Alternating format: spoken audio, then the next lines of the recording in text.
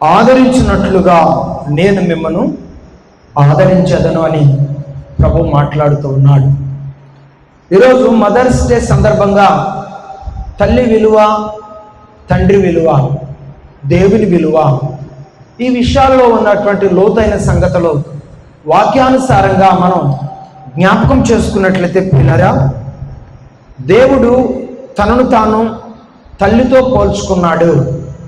ఎందుకంటే ఒక బిడ్డ యొక్క నిర్మాణ రహస్యం దేవుడు ఎక్కడ దాచి ఉంచాడంటే తల్లి గర్భంలో దాచి ఉంచాడు.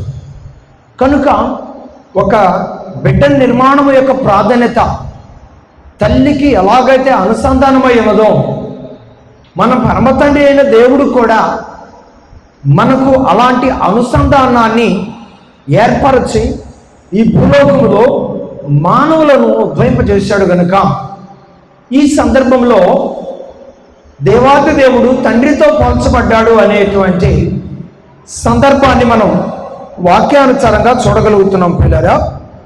ఆదికాండము 2వ అధ్యాయము 7వ వచనాన్ని మనం ఒకసారి జ్ఞాపకం చేసుకున్నట్లయితే, తల్లి గర్భంలో నుండి బిడ్డను నిర్మిస్తుంది ఎవరంటే దేవుడే అనే వాస్తవాన్ని ఇక్కడ మనం గమనించాలి. అలాగే భౌతికంగా ఈ భూలోకములో తల్లి ఏం చేస్తా అంటే భౌతికంగా గర్భములో ఒక బిడ్డను నిర్మిస్తుంది, పెంచుతుంది, పోషిస్తుంది. ఆత్మీయంగా మనం జ్ఞాపకం చేసుకున్నట్లయితే పరిశుద్ధుడైన దేవుడు తల్లి గర్భములో బిడ్డ రూపము ఏర్పడితే పరిశుద్ధుడైన దేవుడు ఆ మనిషి రూపాన్ని ఎలా ఏర్పాటు చేశాడు అనగా, మట్టితో దేవుడు మనిషిని రూపాన్ని ఏర్పాటు చేశాడు అని దేవుని వాక్యం అయితే చక్కగా తెలియజేస్తూ ఉంది. ఆ మట్టితో దేవుడు మనిషిని నిర్మించాడు. తన యొక్క స్వహస్తాలతో దేవుడు మనిషిని నిర్మించాడు. దేవునికి మనిషికి ఉన్న వ్యత్యాసమో ఈ వాక్య భాగాలలో మనం గమనిస్తున్నాం పిల్లరా. దైవ గ్రంథంలో ఉన్నతమైనటువంటి స్త్రీలు పాత నిబంధనలో ఉన్నారు, కొత్త నిబంధనలో ఉన్నారు. వారి సాక్ష్యాన్ని కాపాడుకున్నారు. ఏమండి, వారి నమ్మకత్వాన్ని కాపాడుకున్నారు. చరిత్ర పుటములో యావత్ ప్రపంచంలో ఉన్న మానవాళికి మాదిరికరంగా ఉన్నారు. బైబిల్ గ్రంథంలో కొంతమంది స్త్రీలు పాత నిబంధనలో కానీ కొత్త నిబంధనలో కానీ దేవునికి విరోధంగా ప్రవర్తించారు, దేవుని శాపానికి గురయ్యారు. ఈరోజు శాపానికి సంబంధించిన విషయాలలో వారు మనకు ఒక హెచ్చరికగా ఉన్నారు. ఆశీర్వాదానికి సంబంధించిన విషయాలలో ఎందరో స్త్రీలు మనకు మాదిరిగా ఉన్నారు. అట్టివారు అందరూ కూడా భూలోకంలో తల్లి గర్భము ద్వారా నిర్మించబడిన వారే, లోకములోనికి వచ్చిన వారే. అయితే లోకంలోనికి తల్లి గర్భంలో నుండి వారు రాకముందు దేవుని వాక్యం తెలియజేస్తున్నట్లుగా దేవుడే ఆ రూపాన్ని మొదటిలోనే ఆయన నిర్మించి ఉన్నాడు. ఎలా? మట్టిని తీసుకొని ఒక బొమ్మను తయారు చేసి దేవుడు ఒక మనిషి ఆకారాన్ని తన స్వహస్తాలతో ఏర్పాటు చేసినట్లుగా దేవుని వాక్యం తెలియజేస్తూ ఉంది. అలాగే ఆదికాండము 3వ అధ్యాయము 20వ వచనంలో మనం చదువుకున్నట్లయితే మరి ఒక సందర్భం నేను మీకు జ్ఞాపకం చేస్తున్నాను. ఏంటంటే ఆ సందర్భం, ఆదాము తన భార్యకు అవ్వా అని పేరు పెట్టెను. ఏలైనగా ఆమె జీవము గల ప్రతివానికి తల్లి. ఇక్కడ మనం గమనించినట్లయితే తల్లి ప్రసవము ద్వారా బిడ్డకు జీవాన్ని ఇస్తుంది. గమనించండి, తల్లి ప్రసవం ద్వారా బిడ్డకు జీవాన్ని ఇస్తుంది. ఏమండి, తల్లి గర్భంలో ఉన్నప్పుడు తన పేగుబంధముతో ఆ బిడ్డ ఊపిరి పీల్చుకుంటాడు, జీవాన్ని కలిగి ఉంటాడు. తల్లి గర్భములో నుండి బయటకు రావటంతోనే తనకున్నటువంటి పేగుబంధము తెగిపోతుంది. ఈ లోకములో దేవుడిచ్చిన గాలి పీల్చుకోవటానికి దేవుడు అనుమతిస్తాడు. అయితే బైబిల్లో ఉన్నటువంటి వాక్య భాగాన్ని మనం గమనించినట్లయితే ఆదికాండము 2:7 ఉన్నటువంటి ఆ మాటలో మరొకసారి మనం గమనిస్తున్న సందర్భం ఏంటంటే, దేవుడైన యెహోవా నేల మట్టితో నరుని నిర్మించి వాని నాసిక రంధ్రములలో, అదండి నాసిక రంధ్రములలో దేవుడు ఏం చేశాడు? జీవాత్మను ఊదాడు.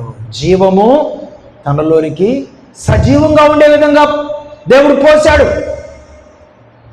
అయితే తల్లిలో నుండి వచ్చిన ఆ బిడ్డ పోసుకున్న జీవము భూలోకములో ఉన్నంత వరకే.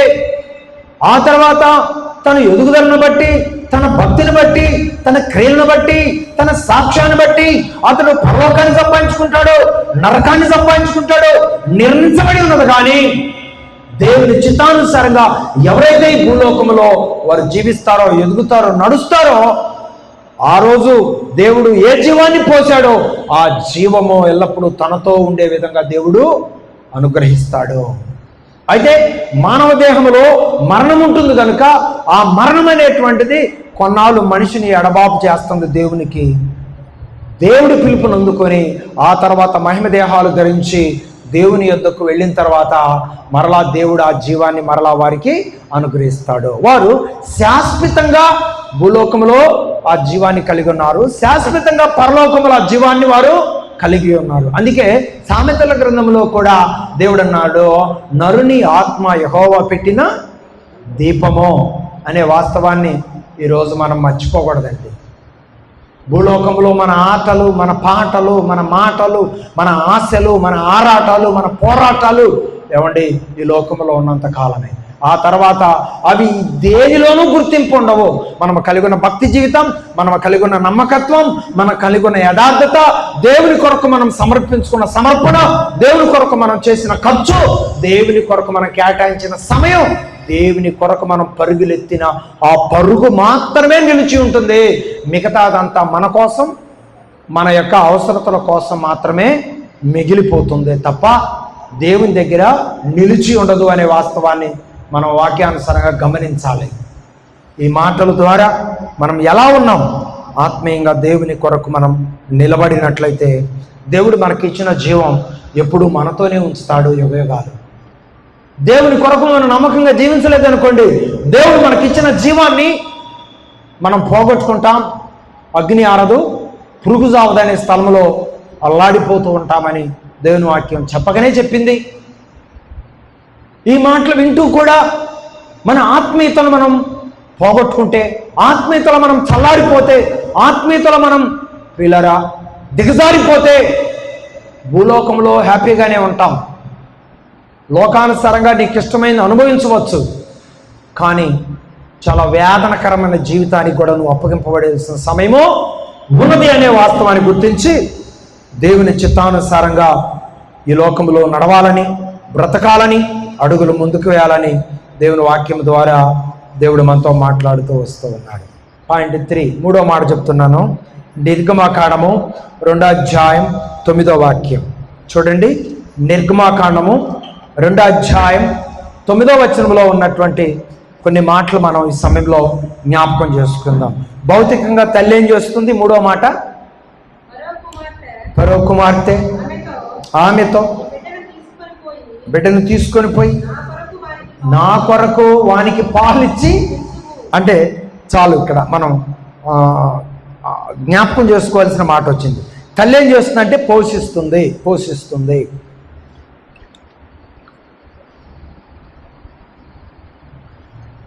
తల్లి గర్భంలో నుండి ఈ లోకంలోనికి ఆ బిడ్డ వచ్చిన తర్వాత 1 గంట తర్వాత, 1 అర్ధగంట తర్వాత, ఎప్పుడో మొత్తానికి తల్లి ద్వారా ఆ బిడ్డ కడుపు నింపటానికి పాలు పట్టించవలసిన పరిస్థితులు ఏర్పడతాయి. అప్పటి నుండి ఏమంటే పాలు మాన్పించే వరకు, ఆ తర్వాత తన చేతులతో ఆహారాన్ని ఆ బిడ్డకు ఏ విధంగానైతే అందించి ఆ బిడ్డను పోషిస్తుందో తల్లి, ఇక్కడ ఈ వాక్యంలో మనం జ్ఞాపకం చేసుకుంటున్నాం. ఫరో కుమార్తె ఒక ఆమెను పిలిచి ఈ బిడ్డకు పాలిచ్చి పెంచు, నేను నీకు జీతం ఇస్తానన్నది. అంటే దాని అర్థం ఏంటి? ఖచ్చితంగా ఒక బిడ్డ ఒక తల్లి ద్వారా పోషించబడాలి. మరి మనం ఆత్మీయంగా దేవుడు ఏమంటున్నాడు? మత్తయి సువార్త 6వ అధ్యాయం 26వ వచనంలో దేవుడు ఈ విధంగా తెలియజేస్తున్నాడు. మత్తయి సువార్త 6వ అధ్యాయం 26వ వచనంలో దేవుడు ఈ విధంగా తెలియజేస్తున్నాడు. ఒక బిడ్డనైతే తల్లి పోషించగలుగుతుంది, అంతవరకే. కానీ లోకములో ఉన్నటువంటి వారందరినీ కూడా ఎవరు పోషిస్తున్నారు? వాక్యం ఏం చెప్తుంది? ఆకాశ పక్షులను చూడుడి, అవి ఇత్తవు కోయవు, గరిసెలలో కూర్చుకొనవు, అయినను పరలోకపు తండ్రి వాటిని పోషిస్తూ ఉన్నాడు. పరలోకపు తండ్రి వాటిని పోషిస్తున్నాడు. పిల్లరా, పరలోకపు తండ్రి వాటిని పోషిస్తున్నప్పుడు మన పరిస్థితి ఏంటి? ఏం చెప్తుంది వాక్యం? చదువు కింద. మీరు వాటికంటే బహు శ్రేష్ఠులు కారా? ఎస్, మనము శ్రేష్ఠులము. ఏంటికంటే శ్రేష్ఠులం? ఆకాశ పక్షుల కంటే మనము శ్రేష్ఠులం. ఆకాశ పక్షులు ఎన్ని ఉంటాయండి? ఎవరైనా లెక్కించగలుగుతారా? ఏదో ఆ రాత్రి పూట ఆ మర్రి చెట్టు మీదో ఆ యాప చెట్టు మీదో ఎక్కడో కొన్ని కొంగలు వాళ్తాయి ఊళ్ళల్లో. వాటిని ఏదైనా కాస్త లెక్కించగలవేమో, అన్నిటిని లెక్కించలేము. మరి పొలాలలో చెట్ల మీద పిసుకలు, నదులలో నది ఒడ్డులన ఏమండి మరి ఆ నదిలో పోషించబడుతూ నది ఒడ్డున సేర తీసుకుంటున్న పిచ్చుకలు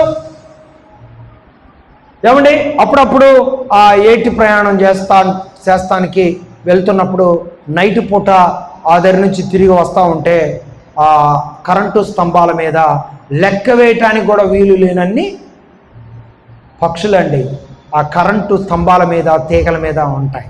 లెక్కించగలమా? అందుకని భూలోకంలో ఉన్నటువంటి ఎవరిని కూడా మనము లెక్కించలేము. అయ్యో, మనుషులు లెక్కించడానికే గవర్నమెంట్ తలకిందులు అవుతుంది. మళ్ళీ ఏదో ఒక సర్వే పెట్టింది మళ్ళా. కానీ బైబిల్ ఏం చెప్పింది తెలుసా? భూలోకంలో ఎంతమంది జనాలు ఉన్నారో వారందరూ నాకు తెలుసు, వాళ్ళందరినీ నేను లెక్కించి ఉన్నాను అని దేవుని వాక్యం తెలియజేస్తాను. కాబట్టి గమనించండి, దేవుడు మనలను పోషించగలడు. తల్లి అయితే తన బిడ్డను మాత్రమే పోషించగలుగుతుంది. కానీ పరలోకపు తండ్రి భూలోకములో ఉన్న మానవులందరినీ పోషిస్తున్నాడు. భూలోకములో ఉన్న సకల జీవులను పోషిస్తున్నాడు పరలోకపు తండ్రి. ఆయనకు మనం ఇంకెంత కృతజ్ఞత కలిగి ఉండాలి? ఒకసారి గమనిస్తూ రావాల్సిందిగా దేవుని వాక్యం తెలియజేస్తాం. ఏమి తిందుమో, ఏమి త్రాగుదుమో, ఏమి ధరించుకుందామనే ఆలోచనలోనే మన జీవితాలు కొనసాగించకుండా మన కష్టం కొలత దేవుడు మనకిస్తున్న దాన్ని బట్టి పోషించబడుతూ అవసరత తీర్చుకుంటూ జీవము కలిగిన దేవుని పనిని మనం గొప్పగా ప్రోత్సహించే వారిగా ఉంటే వారి జీవితాలు వర్ధిల్లుతాయని దేవుని పేట నేను తెలియజేస్తున్నాను. ఇటీవల మీటింగ్స్ జరుగుతూ ఉన్నాయి. సేవకుడు ఎప్పుడు ఏదో పనికి వెళ్తూ ఉంటాడు, పేదవాడే. మరి మీటింగ్స్ ఎలా జరుగుతున్నాయని చెప్పి ఒక ప్రాముఖ్యమైన వ్యక్తిని నేను ఎంక్వైరీ తీస్తే అతను ఏమన్నాడు తెలుసా? మా తమ్ముడు ఉన్నాడు, హైదరాబాదులో కష్టపడతాడు, ఆ మీటింగ్స్ టైంకి వస్తాడు, కనీసం 50,000 నా తమ్ముడే ఖర్చు పెడతాడు. ఆ మీటింగ్స్కి నా తమ్ముడే 50,000 ఖర్చు పెడతాడు.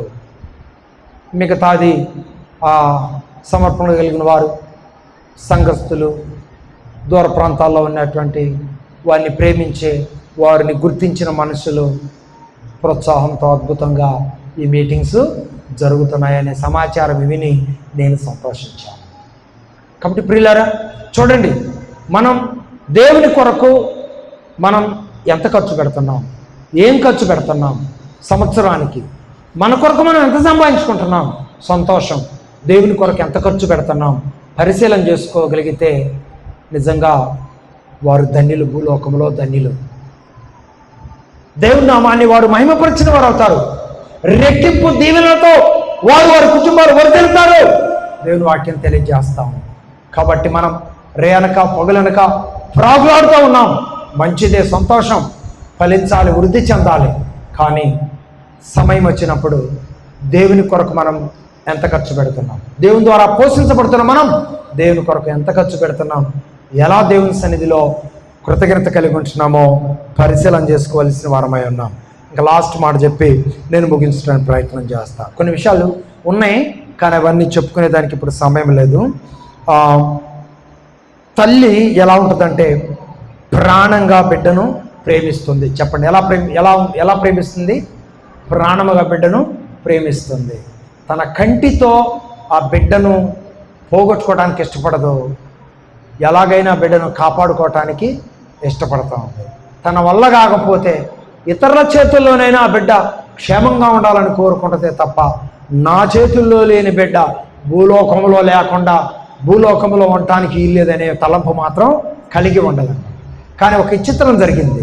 1 రాజుల గ్రంథం 3వ అధ్యాయం 26వ వచనంలో ఆ చరిత్ర అంతా మనం చదువుకుంటూ పోతే 2 బిడ్డలను కన్నారు. ఒక ఆమె ఏమో ఆ బిడ్డ మీద పడి బిడ్డను చంపేసుకుంది, ఇంకొక ఆమె ఏమో ఆ బిడ్డను కాపాడుకుంది. తర్వాత అందరూ తిరిగే సమయంలో కాస్త నిద్రపోవటానికి ప్రయత్నం చేసింది. తెల్లవారుజాము ఈ బిడ్డను చంపేసుకున్న తల్లికి మెలకు వచ్చింది. బిడ్డ చనిపోయిన సంగతి నిర్ధారించుకొని ఆ బతికున్న బిడ్డనేమో తన ప్రక్కలో వేసుకుంది, చనిపోయిన బిడ్డను తీసుకెళ్ళి ఆమె పక్కలో వేసింది. తెల్లారిన తర్వాత చూసుకుంటే అమ్మో నా బిడ్డ చనిపోయిందని ఏడుస్తా ఉంది. తల్లి గమనించింది కదా, ఆ బిడ్డ నా బిడ్డ, నా బిడ్డ నాకు ఇవ్వమనంటే ఆ బిడ్డ నా బిడ్డ అని చెప్పి అంటుంది. ఆ పంచాయతీ రాజుగారి దగ్గరికి వెళ్ళింది. రాజుగారు ఇద్దరిని గమనించాడు. నా బిడ్డ అంటే నా బిడ్డ అనుకుంటున్నారు.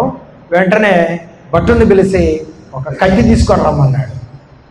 ఆ బిడ్డను నా బిడ్డ అంటే నా బిడ్డ అనుకుంటున్నారు కనుక వాళ్ళిద్దరూ ఆ బతికి ఉన్న బిడ్డను శిరసగం నరికి శరోహ మొక్కేమన్నప్పుడు నిజంగా ఆ బిడ్డను కన్న తల్లి హృదయం చెల్లించింది. అయ్యో రాజుగారు, దయచేసి బిడ్డను చంపొద్దు, ఆ బిడ్డను ఆమెకే ఇవ్వండి, ఆ బిడ్డ ఎక్కడున్నా క్షేమంగా ఉంటే చాలు, ఆ బిడ్డను మాత్రం చంపడానికి వీల్లేదంటుంది. ఇంకొక ఆమె అంటుందో తెలుసా, నరకండి, శిరసగం ఇవ్వండి అంటుంది. వెంటనే రాజుగారు ఇదిగో వాస్తవంగా ఈ బతికున్న బిడ్డ మాత్రం ఆమె బిడ్డ కాదు, ఈ బతికిన బిడ్డ మాత్రం ఖచ్చితంగా ఈమె బిడ్డే, ఈమె బిడ్డని ఈమెకు అప్పగించండి, ఆమెను తీసుకెళ్ళి చెరసాల్లో బంధించండి అన్నాడు. చూడండి, తన బిడ్డను చంపుకుంది, ఈ బిడ్డ కూడా చచ్చిపోయినా పర్వాలేదు అనుకుంది, కానీ కళ్ళ ముందు బతికుండకూడదు అనుకుంది. తన బిడ్డ కాని తల్లి. కానీ నిజంగా ఆ తల్లి ఏమనుకుంది, నా బిడ్డ ఎక్కడున్నా క్షేమంగా ఉంటే చాలు, చనిపోవటానికి వీల్లేదు అనుకుంది. అది ఎవరి ప్రేమ? తల్లి ప్రేమ. కాబట్టి ప్రియులారా, ఈ వాస్తవాన్ని గుర్తించిన రాజు నిజంగా ఈ బిడ్డను చంపొద్దన్న తల్లి బిడ్డ, ఈ బిడ్డను ఆ తల్లికి అప్పగించండి, ఆ భయంకరమైనటువంటి కఠినురాలను తీసుకువెళ్ళి సరసాలలో బంధించండి అని చెప్పాడు. ఇక్కడ మనమేం గమనించాం ఏమండి, తల్లి బిడ్డను ఎలా ప్రేమిస్తుందంటే ప్రాణముగా ప్రేమిస్తుంది. మరి దేవుడు ఎలా ప్రేమిస్తాడు అంటే తల్లి ప్రేమకు అలాగే దేవుని యొక్క తల్లి అనుబంధానికి ఉన్న వ్యత్యాసాన్ని మీకు నేను చూపిస్తూ ముందుకు వెళ్తున్నా. ఎలా ఉంటుంది మరి దేవుని ప్రేమ? ఎలా ఉంటుంది? యోహాను సువార్త 3వ అధ్యాయం 16వ వచనం. దేవుని ప్రేమ ఎలా ఉంటుంది? ఓ తల్లి ప్రేమ తన బిడ్డకు మాత్రమే ప్రాణంగా ఉంటుంది, ప్రేమిస్తుంది, తను ఏమీ కాకూడదని కోరుకుంటుంది, ఆ ఒక్క వ్యక్తి పట్ల మాత్రమే. కానీ పరలోక సంబంధమైన దేవుడు ఏం కోరుకుంటాడు? దేవుడు లోకమును ఎంతో ప్రేమించును కాగా ఆయన తన అద్వితీయ కుమారునిగా పుట్టిన అని యందు విశ్వాసముంచువాడు నశింపక నిత్య జీవం పొందుకోవాలని ఆయన ఎప్పుడూ కోరుకుంటూ ఉన్నాడు.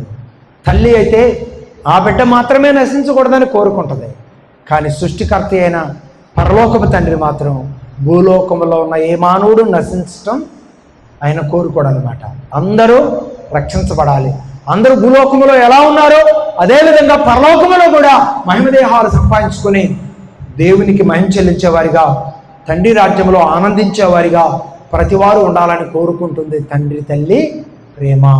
ఆ తల్లిదండ్రులకు సాదృశ్యమైన ప్రేమ ఎవరిదంటే తండ్రి అయిన దేవుని ప్రేమ. తల్లిదండ్రుల ప్రేమ వారికి అనుసంధానంగా ఉన్న వాళ్ళ మీద ఉంటుంది, వాళ్ళకు తెలిసిన వారి మీద ఉంటుంది. కానీ దేవుని ప్రేమ లోకంలో ఉన్న మానవులందరి మీద ఉంటుంది.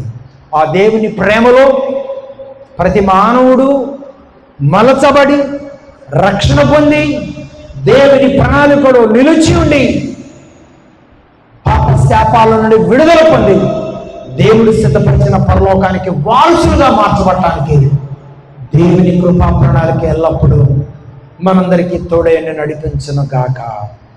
ఆమేన్, ఆమేన్. ప్రార్థన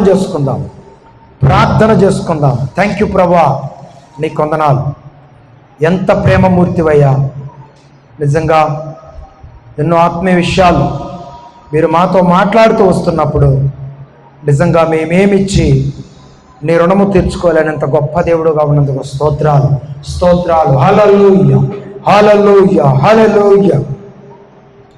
తల్లి ఒడిలో ఒదిగియున్నప్పుడు వాక్యమనే పాలతో పెంచిన దేవా, ముళ్ళ పొదలో చిక్కియున్నప్పుడు వెతికి రక్షించి కాపాడిన తండ్రి, నీ ప్రేమకు హద్దులెవరు వేయగలరు యేసయ్యా.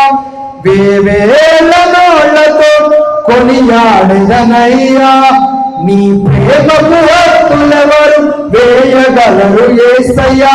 వేవేల నోళ్లతో కొనియాడెదనయ్యా, వేవేల నోళ్లతో కొనియాడెదనయ్యా, వేవేల నోళ్లతో కొనియాడెదనయ్యా. తల్లి ప్రేమ ఉన్నతమైనది యేసుని ప్రేమ, తల్లి ప్రేమ కన్నా ఉన్నతమైనది యేసుని ప్రేమ, యేసుని ప్రేమ, నా యేసుని ప్రేమ, యేసుని ప్రేమ, నా యేసుని ప్రేమ, నా యేసుని ప్రేమ, యేసుని ప్రేమ, నా యేసుని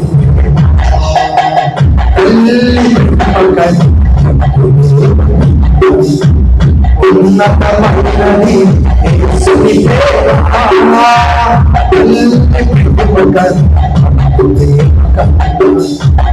ఉన్నతమైనది యేసుని ప్రేమ. ఏ మంచి లేని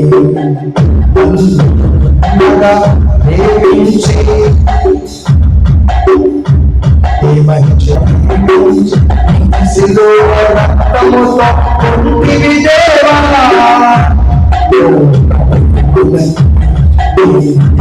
తరుగా శాశ్వత ప్రేమతో పెంచిన దేవా, నీ ప్రేమను నేనిలా వర్ణించునయ్యా, ఏమి ఇచ్చి నేను తీర్చదనయ్యా, నీ ప్రేమను నేనిలా వర్ణించునయ్యా, ఏమి ఇచ్చి నేను తీర్చదనయ్యా, ఏమి ఇచ్చి నేను తీర్చదనయ్యా.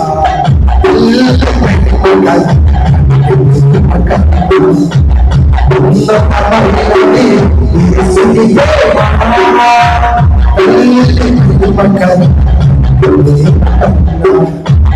ఉన్నతమైనది యేసుని ప్రేమ, యేసుని ప్రేమ, నా యేసుని ప్రేమ, యేసుని ప్రేమ, నా యేసుని యేసుని ప్రేమ, నా యేసుని ప్రేమ, యేసుని ప్రేమ, నా యేసుని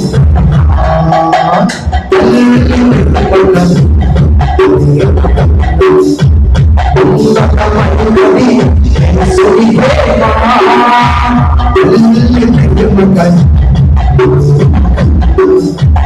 ఉన్నతమైనది యేసుని ప్రేమ, యేసుని ప్రేమ, నా యేసుని ప్రేమ, యేసుని ప్రేమ, నా యేసుని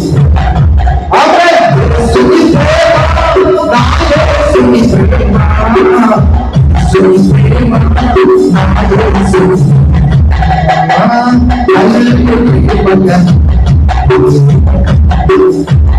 ఉన్నతమైనది యేసుని ప్రేమ,